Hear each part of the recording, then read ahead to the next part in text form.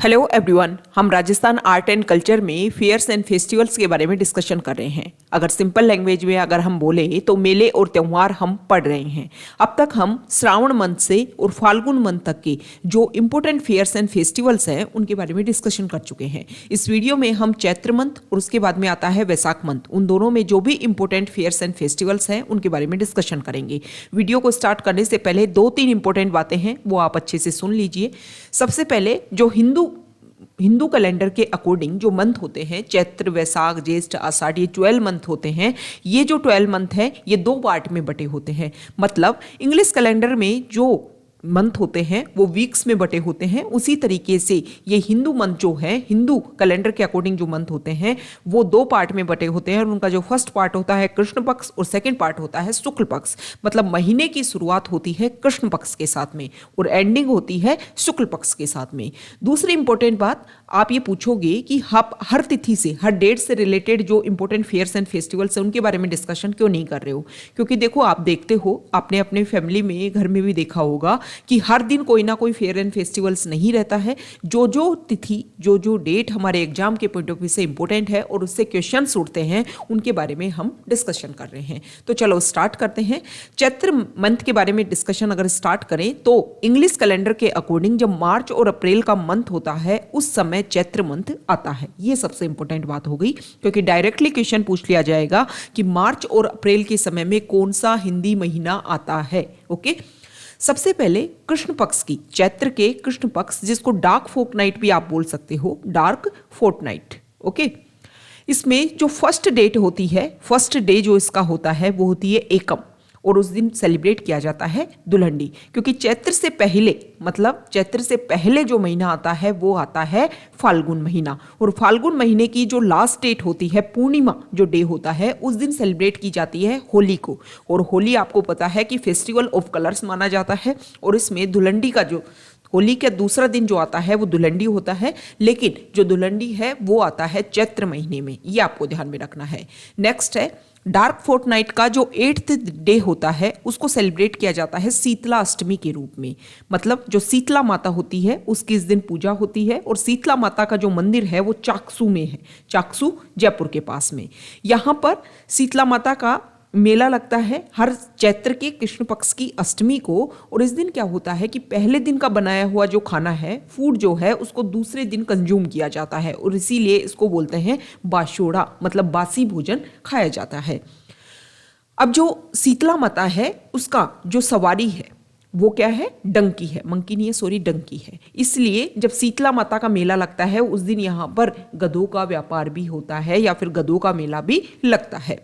दूसरी 8th day, Chaitra के कृष्ण पक्ष के 8th डे चाकसू में लगता है शीतला माता का मेला, और धुलेव जयपुर में लगता है ऋषभ देव जी का मेला, जिसको भील जाति के लोग ऋषभ देव जी को केसरिया नाथ जी या फिर काला जी के नाम से पूजा करते हैं। ये आपके लिए इंपॉर्टेंट हो जाता है।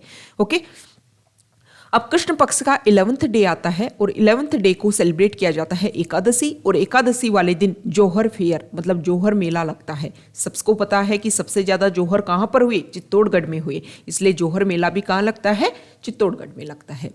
अब ये कृष्ण पक्ष में जो जो इंपॉर्टेंट फेस्टिवल्स हैं वो कंप्लीट हो गए। अब आ जाते हैं हम सेकेंड पार्ट पे, शुक्ल पक्ष पे। जब हम मेले और त्यौहार पढ़ने लगे थे, आप हमारे लास्ट वीडियो जाकर के व्यू कर सकते हो, उसमें हमने अच्छे से व्यू किया था और अच्छे से इस चीज़ को समझा था कि जो हिंदी महीने होते हैं, हिंदी महीनों के जो साल की शुरुआत होती है वो होती है चैत्र के शुक्ल पक्ष की एकम से।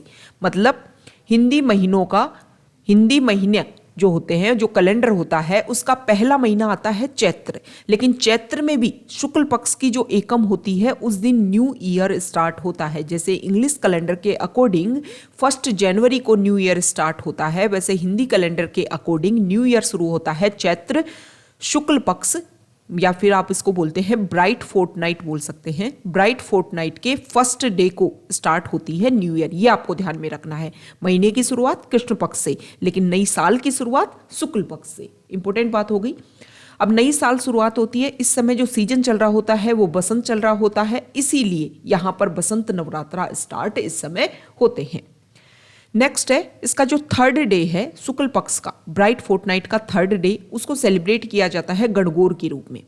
आप हमारा मेले और त्यौहार का जब फर्स्ट वीडियो देखेंगे तो उसमें हमने क्लियरली बोल रखा है कि स्टेटमेंट आपको दिया था कि तीज त्योहारा बावड़ी ले डोबी गणगौर, मतलब फेस्टिवल की जो शुरुआत होती है वो तीज के साथ में होती है और जो एंडिंग होती है वो गणगौर के साथ में होती है। शुरुआत कहाँ से होती है? श्रावण का जो शुक्ल पक्ष होता है उसके थर्ड डे से, और खत्म कहाँ होता है? चैत्र के शुक्ल पक्ष के थर्ड डे से, मतलब तृतीया से। ओके, ये इंपॉर्टेंट स्टेटमेंट है, एग्जाम के पॉइंट ऑफ व्यू से इंपॉर्टेंट है, ये आपको ध्यान में रखना है। अब अगर हम गणगौर की बात करें, पहले गणगौर का जो नेम है उसको आप अच्छे से समझिए। गण का मतलब होता है शिवजी भगवान, और जो गौर होती है वो होती है पार्वती माता, मतलब शिवजी और पार्वती की इस समय पूजा की जाती है। गणगौर के टाइम उनकी सवारी निकाली जाती है, और गणगौर के लिए जयपुर और उदयपुर की जो गणगौर है वो बहुत ज़्यादा फेमस है। उदयपुर की गणगौर के बारे में जेम्स टोड ने बहुत ज़्यादा लिखा है, इसलिए अगर क्वेश्चन आ जाता है कि जेम्स टोड ने कहाँ की गणगौर के बारे में अच्छे से डिस्क्राइब किया है, तो वो है उदयपुर की गणगौर। अगर ये क्वेश्चन आता है कि कौन से त्योहार से रिलेटेड सबसे ज़्यादा फोक सॉन्ग है, तो वो है गणगौर से रिलेटेड। गणगौर से रिलेटेड मैक्सिमम फोक सॉन्ग है, ये भी आपको ध्यान में रखना है। अब राजस्थान में अलग अलग जगह पर अलग अलग तरीके की अलग अलग टाइम पर गणगौर निकाली जाती है। जैसे कि जो जैसलमेर है वहाँ को लेकर के एक स्टोरी है कि जैसलमेर में जब गणगौर की सवारी निकाली जा रही थी, उस समय बीकानेर के जो लोग हैं उन्होंने लूटने का प्रयास किया। जब यहाँ पर किंग्स रूलर्स का रूल हुआ करता था, उस समय की बात है, तो वहाँ पर वो गवर को तो लूट नहीं पाए। गवर को लूटने का कारण क्या होता था कि बहुत सारे ऑर्नामेंट्स इनको पहनाया जाता था।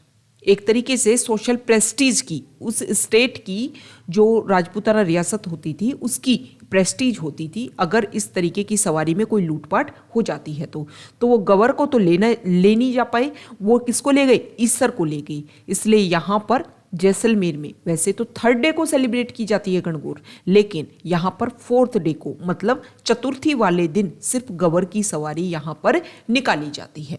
ओके, दूसरा अगर हम बात करें तो देखो 2018 आरएएस प्री में क्वेश्चन आया था कि गुलाबी गणगौर कहाँ की फेमस है, तो उदयपुर में नाथ द्वारा की गुलाबी गणगौर फेमस है। यहाँ पर उसको चुनरी गणगौर भी बोला जाता है और गुलाबी गणगौर भी बोला जाता है, तो ये आपको ध्यान में रखना है।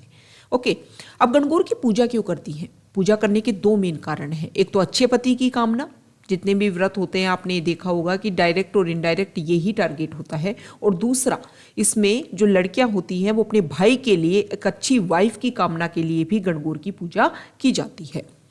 अब गणगौर हो गया, इस टाइम नवरात्रा चल रहे हैं। इसके नाइन्थ डे आती है नवमी, मतलब भगवान राम का उस दिन होता है बर्थ, जन्म। अब भगवान राम आए हैं तो हनुमान जी भी साथ में आएंगे, तो चैत्र का जो 15th डे होता है शुक्ल पक्ष का, उसको बोलते हैं पूर्णिमा, और पूर्णिमा वाले दिन हनुमान जयंती होती है। राजस्थान में दो फेमस मंदिर हैं हनुमान जी के, जिसमें एक सालासर चूरू में है, दूसरा मेहंदीपुर बालाजी दौसा में है।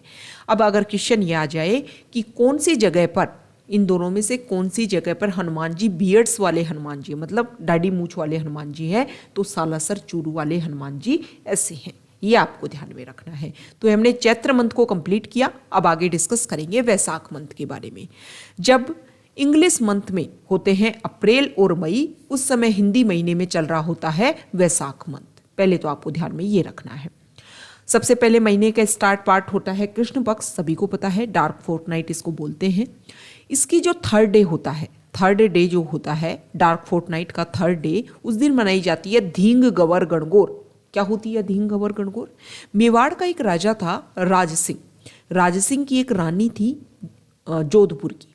अब क्या होता है कि दोनों के बीच में कुछ अनबन होती है, जिसकी वजह से वो जो रानी है वो जब इससे ठीक 15 दिन पहले गणगौर सेलिब्रेट की जा रही थी, तो वो गणगौर सेलिब्रेट नहीं करती हैं। बाद में दोनों में नॉर्मलाइजेशन होता है, और उसके बाद में जो रानी बोलती है कि मैं तो गणगौर भी सेलिब्रेट नहीं कर पाई, तो राज सिंह बोलते हैं कि आप अब सेलिब्रेट कर लीजिए। बोले अब तो गणगौर गई। बोले क्या हो गया, तो अब सभी सेलिब्रेट करेंगे, और फिर वो पूरे नगर में बोलते हैं कि सभी गणगौर मनाएंगे।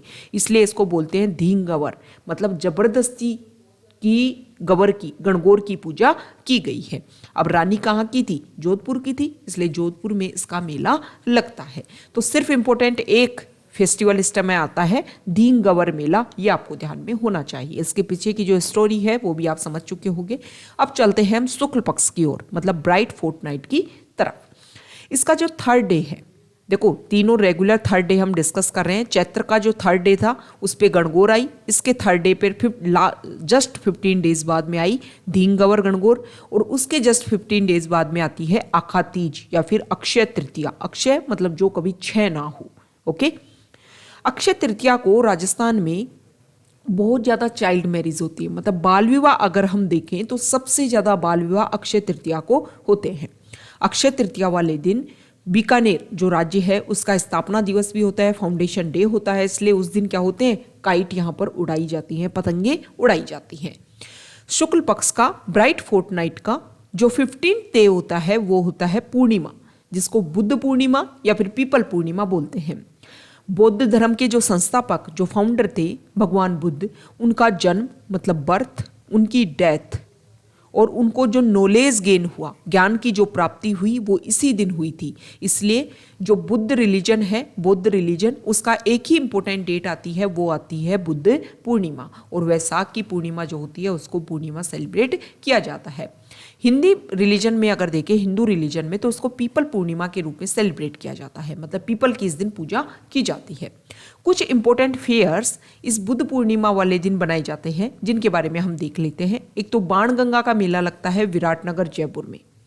दूसरा अगर हम देखें, बाणगंगा का मेला लगता है विराटनगर जयपुर में। दूसरा है गौतमी सागर मेला, ये झालरापाटन झालावाड़ में। इसमें मालवी ब्रीड की जो कैटल हैं, मतलब एक तरीके का पशु मेला ये होता है, और इसमें मालवी ब्रीड के जो कैटल हैं उनकी खरीद फरोख्त की जाती है। नेक्स्ट है मात्र कुंडिया फेयर, चित्तौड़गढ़ में होता है। नेक्स्ट है नक्की लेक फेयर, ये माउंट आबू सिरोही में। और ये है गौतमेश्वर मेला अरनोद प्रतापगढ़ में। ओके, और इस दिन हमारे इंडिया में जो न्यूक्लियर टेस्ट है वो पुई पोखरण में इसी दिन कंडक्ट करवाया गया था, और जो भी न्यूक्लियर मतलब जिसका एक तरीके से टेस्ट किया गया था उसका नाम था बुद्धा स्माइल। तो ये इंपॉर्टेंट स्टेटमेंट हो गई हमारे एग्जाम के पॉइंट ऑफ व्यू से, ये सभी आपको ध्यान में रखने हैं।